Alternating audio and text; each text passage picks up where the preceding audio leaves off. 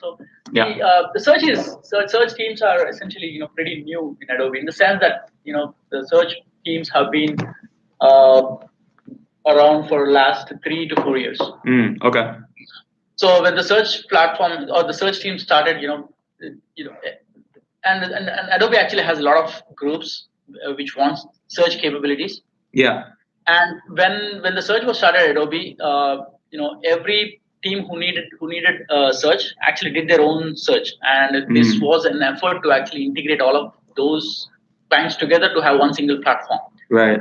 So, and that dream hasn't really been achieved in the sense that even though we have one single theme for search, we still have several search streams in the sense that if a new search client actually comes, we still have a separate pipeline, independent pipeline, independent search service. Even though we still use a lot of common existing code base, but all of them are still independent.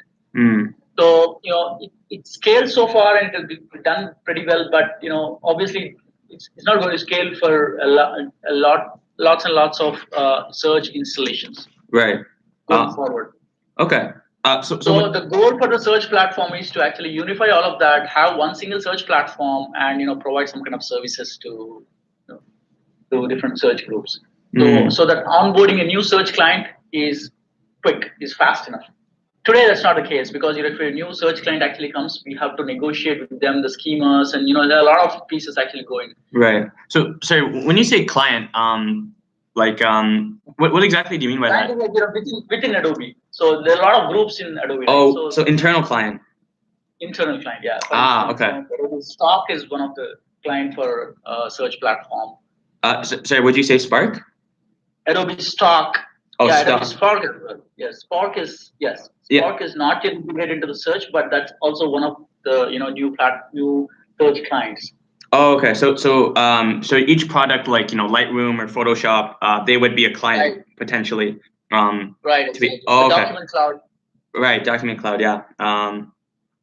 Right, and then the thing that you want to do is right. So for each internal product, they want to have some material that's searchable, and so you I guess right now it's a like a bespoke solution for each individual. Right. Oh, okay, and then you wanna that's really cool. Yeah, like a platform, and then maybe like a search platform, right? I guess and maybe in the future something, I don't know, you could even have it just be a product by itself that you can right ship as an enterprise thing. I'm not sure, but that sounds really cool. So essentially, we want to scale these things, and onboarding new clients or new search requirements is much faster. Right. Yeah. So I joined Adobe like a couple of months back. 2 months back. I joined in October. Right. And I joined as a lead for this platform, the new platform team, and I work with Gaurav. Okay. Cool. So I've seen your profile. I've seen your resume, and it looks pretty impressive. Oh, thank you. Yeah. Thanks for trying to Adobe. Yeah. Adobe is a great place, man. For the last 3 months, I've been working at Adobe. Is a great place to work with. Yeah, I've heard some good things, definitely. Yeah. Stuff happening. Yeah. Yeah. And this is the time to actually come to Adobe and see. And coming as an intern, you have absolutely no risk, right? You can come, see what we're doing, learn things, and and see what happens next. Yeah, definitely. Yeah. So I guess like maybe in terms of like the project, like I guess I would be like reporting directly to you. I don't know. Well, let's see. Okay. Yeah. I don't know. We'll see. So, okay, sure. Work together. You probably will still report to Gaurav. I'm not sure. I mean, we don't have to worry about that. So when is the time that you guys will start interning? Oh yeah. So I guess ideally for me, I'd be looking for something maybe during the summer. So maybe like May, May to August. That'd be ideal. But June is also okay. Whatever works for you, I guess. Yeah. And then you say you guys are building a platform right now. So I guess right now there's a lot of like engineering work that you guys are doing to just like construct everything. A lot of engineering work. Okay. Yes. So there is a group called Sensei.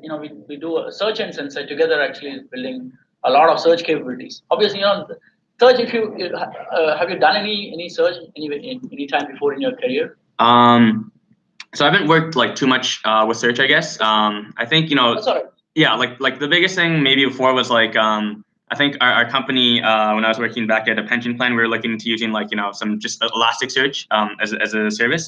But yeah, like I have worked a lot with text, I guess. So like in terms of yeah, if you've seen it, then search is a good platform with a lot of engineering as well as a lot of machine learning and data science. Right? Okay, yeah. Quite some time, early, at least probably 5 or 6 years ago, search was purely engineering in the sense that it was just based on some TF IDF and simple algorithms for search. Right. Yeah. Over the last 10 years, I would say things have evolved. There are a lot of machine learning and data science that gets into search. So we work with the search and Sensei group here at Adobe. Work very closely together to evolve the search platform.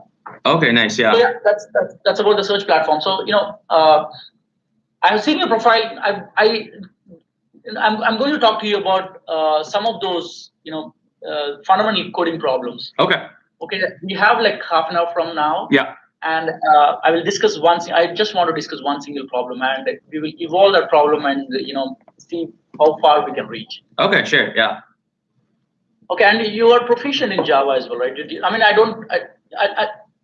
I'm not keen on looking at the programming language. Feel free to write your code or write pseudo code. Preferably code is better. Yeah, of course. Language. Yeah. Yeah. Okay. So yeah, like Java was the first programming language I learned back in high school. But these days, like I do a lot of like data science, machine learning. So I use Python more often. So prefer to do it in Python. Sure, yeah. Yeah. Okay. So yeah, let's do a simple problem. Say you have. So is arrays? This? Oh yeah, sure. Are we gonna do this on like Collab-Edit or just talk about it or? Yeah, just talk about it. Okay, sure. Yeah. I mean, I haven't really registered myself at Collab-Edit. Oh yeah, yeah. Probably show it on your system because you anyway can share your screen with me. Oh yeah, yeah, for sure. I also actually let me just see. I have a whiteboard behind me because I'm at my lab actually. So I can also just like draw things. Maybe you can see this or. I see. Yeah, I can see that. But your whatever development environment is good enough. Okay, nice. Yeah. Sure. Let me just I'll go to I guess I think maybe I'll try REPL actually. That one that website I like a lot.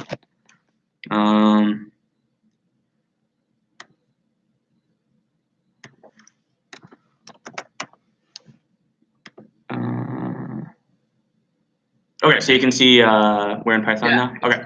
Okay. Cool. All right. So this is the problem. Yeah. Given two arrays. Yeah. Arrays of numbers. Yep. Right. So I want you to write 3 functions. Okay. Which takes these 2 arrays as parameters. Yep. So one function returns the union of these 2 arrays. Okay. The other function returns an intersection. Okay. And the other, then the last function returns something like A. All those elements that are in A but not in B. Okay, so like set difference or something. Yeah. Okay. Okay, sure. Okay, cool. So I guess maybe I'll just clarify really quickly. So for the last one, for the set difference, can the arrays contain duplicates or no? Yeah, let's assume that these arrays don't have any duplicates. Okay, so no duplicates. Okay. And let's also assume that the contents of the array are all integers. Okay. Yeah. Sure. Okay. Awesome. Sure. So I guess maybe I'll just discuss briefly. I guess my thoughts on how I'd solve this. Okay. So when we talk about the union of array 1 and array 2, we want so let's say the final array we get is array 3, right? Mm-hmm. If for example the number 1, okay, if maybe we'll also write some test cases actually.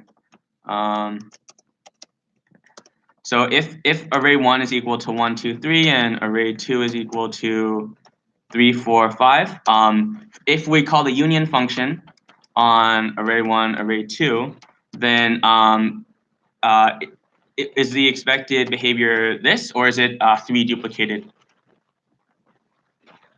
So yeah, the expected behavior is what you actually mentioned. Okay, so it's not. It's so this is wrong. Yes. This would be correct. Right? Yes. Okay, awesome. Okay, so right, so I guess maybe to solve the first one, I think probably the way that I would approach it, just thinking about it right now, is probably I would use a hash map to count the number of integers in each array. And actually, I don't think we need a hash map because we don't care about the quantity or the frequency. We just need the count. We just need the membership or not. So we can actually use a set. So I would use a set to count what elements I actually have in both arrays. And then I would just return a new array with all the elements from that set. Okay. Okay. So I think so. Okay. So I'll write that first, and then. So you're saying you. Okay. Yeah. Right now. Yeah. Okay.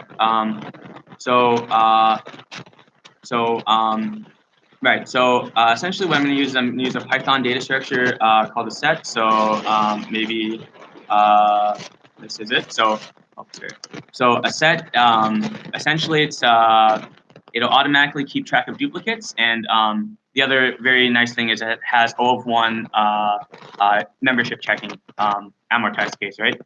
So it's an efficient data structure. So now I'm just going to go add elements from array 1 and array 2 into this set. So all we really need to do is do members dot add alt, and then we just repeat this same for array 2. And then I think what we can do is we can just return like a list or a list of the elements in that set. So I think this is the code that does it. That can work.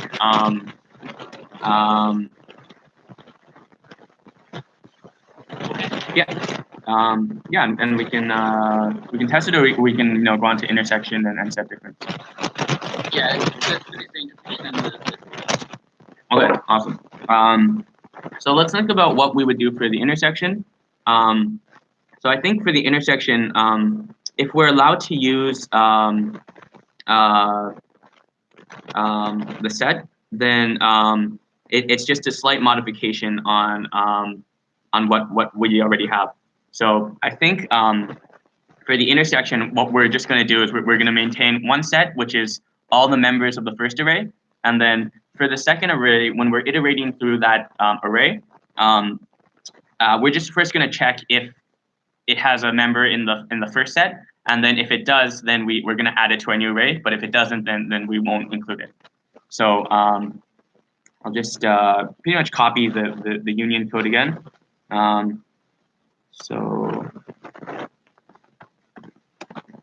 Okay. So maybe I'll call this members 1 now because it's only the elements of the first array. So now for the element, and then we're also going to add new. We're also going to have a thing called new. I guess new members, and that'll also be a set. So for element in array 2, we're just going to check if alt is in members 1, then we're going to do new members dot add the element, and then we're going to return a list of the new members. And so essentially what we've done here is that every element that we add to new members is in both array 1 and array 2. So this is by definition the intersection, and we also have the set, which ensures that we don't have repeated elements. So I think that's the intersection one. And then I guess last one we can do is just move on to the set difference one, if that's good. Okay. So for the set difference one, I think it'll be very similar to intersection. We just need to maybe worry about one thing, which is the order. So in the set difference one, we want every element in array 1, but if it is also in array 2, then we should actually get rid of it. So yeah, now I realize actually, because we're using like the set operator in Python, it's almost cheating it a bit. But maybe we can just like finish this first, and then just work build up from there. So yeah, I guess there's two ways we can do this. Let's think. So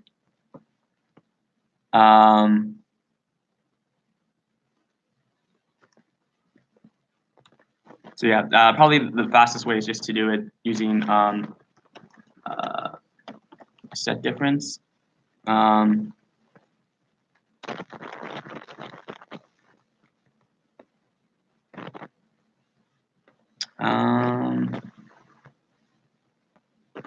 Oh, actually, I see. Wait, maybe this is because I think this is literally oh,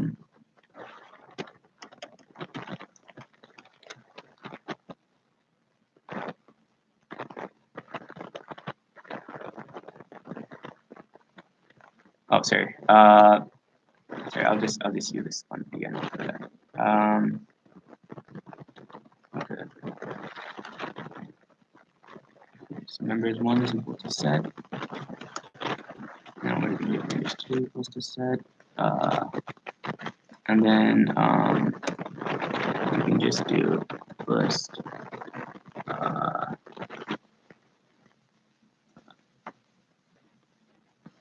dot difference.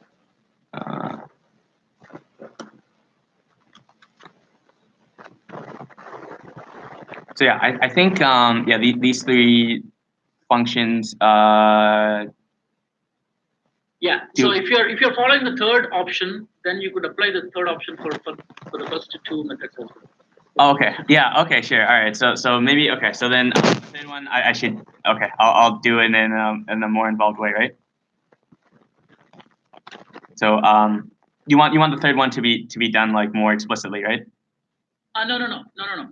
I meant because you're actually making use of the sets. Yeah. In your third in your third function, I was saying you could use the same for first two functions as well. Oh yeah, sure, yeah, sorry, yeah. Oh, sorry, yeah, I wasn't sure, yeah, like how detailed, sorry. But yeah, definitely, you're 100% correct, yeah, like.